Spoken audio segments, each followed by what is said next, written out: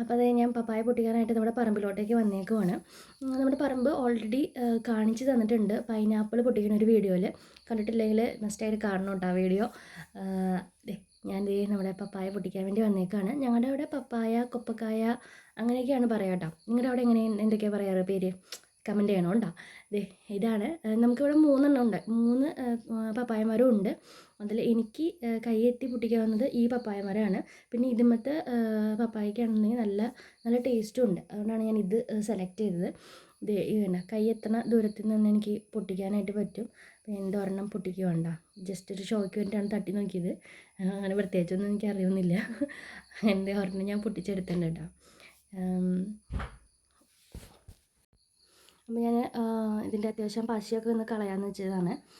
ഒരെണ്ണം പോരാ, ഒരെണ്ണം കൂടി പൊട്ടിക്കാമെന്ന് വെച്ചു. പക്ഷേ ഈ ഏറ്റവും താഴെ നിൽക്കുന്നത് ഭയങ്കര ചെറുതായിപ്പോയി. അപ്പോൾ നമുക്കത് എടുത്തിട്ട് കാര്യമില്ല. അപ്പോൾ അതിൻ്റെ തൊട്ട് മുകളിലുള്ള ഒരെണ്ണം കൂടി എടുക്കാമെന്ന് ഞാൻ വിചാരിച്ചു. കണ്ടോ, ഇത് ഭയങ്കര ചെറുതാണ്. അപ്പോൾ നമുക്ക് 4 ആൾക്ക് എന്തായാലും കഴിക്കാനുണ്ടാവില്ല. അപ്പോൾ ഞാൻ ഈ ഒരെണ്ണം കൂടിയും പൊട്ടിച്ചെടുത്തിട്ടുണ്ട്. അപ്പോൾ ഞാൻ ടോട്ടൽ 2 എണ്ണം പൊട്ടിച്ചെടുത്തിട്ടാണ് പപ്പായ വയ്ക്കാൻ പോകുന്നത്.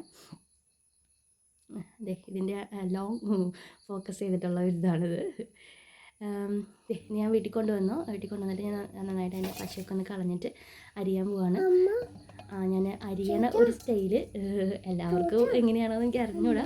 ഞാൻ എങ്ങനെയാണ് മാക്സിമം അരിയാറ്. ഇങ്ങനെ മൊത്തത്തിൽ അങ്ങനെ ചെത്തിക്കളയാണ്.